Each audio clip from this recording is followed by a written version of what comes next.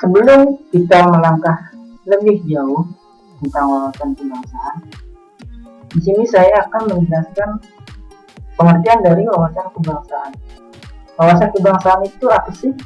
Wawasan kebangsaan lebih ke sikap perilaku, cara pandang akan kesadaran diri sebagai warga negara.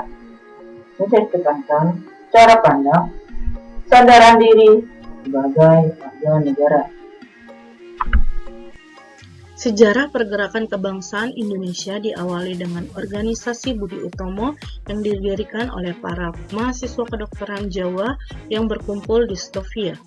Mahasiswa Indonesia yang ada di Belanda mendirikan organisasi Perhimpunan Indonesia. Para pemuda-pemuda Indonesia berkumpul mengadakan Kongres Pemuda pertama dan Kongres Pemuda kedua.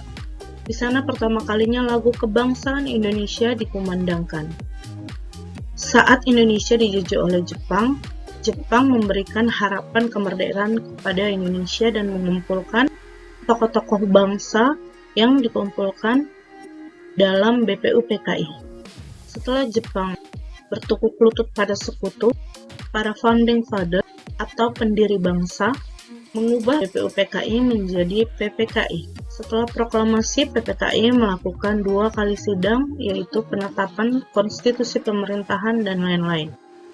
Terdapat 4 konsensus dasar yang menjadi landasan dan pilar dalam kehidupan berbangsa dan bernegara di Negara Kesatuan Republik Indonesia, yaitu 1.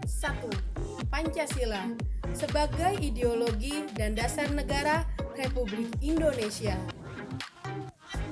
2. Undang-Undang Dasar 1945 yang merupakan Konstitusi Republik Indonesia.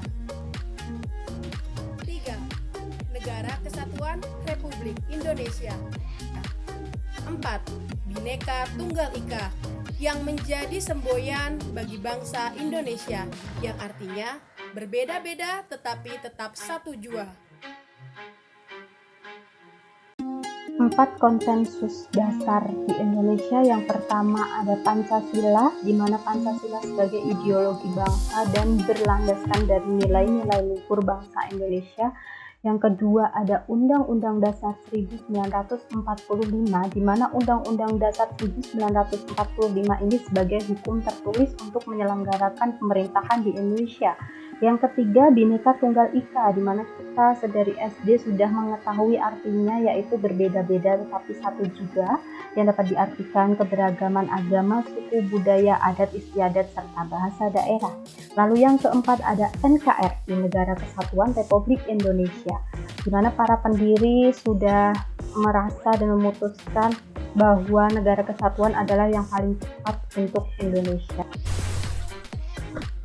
Identitas Negara Kesatuan Republik Indonesia menurut pasal 1 ayat 1 Undang-Undang Republik Indonesia nomor 24 tahun 2009 tentang bendera, bahasa, dan lambang negara serta lagu kebangsaan. Bendera Negara Kesatuan Republik Indonesia yang selanjutnya disebut bendera negara adalah sang merah putih. Merah artinya berani dan putih artinya suci. Bahasa Indonesia dinyatakan sebagai bahasa resmi yang diiklarkan dalam Sumpah Pemuda tanggal 28 Oktober 1928 sebagai bahasa persatuan.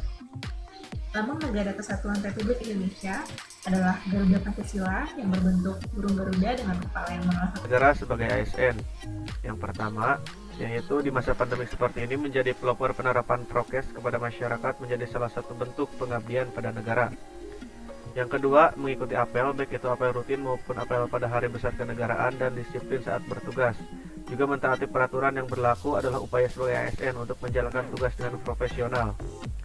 Yang ketiga, menjadi pelopor, pemersatu bangsa dan pengayom masyarakat untuk menanamkan cinta tanah air. Dan yang terakhir, tidak terpengaruh pada ideologi lain selain ideologi Pancasila adalah upaya untuk memegang teguh ideologi Pancasila tersebut.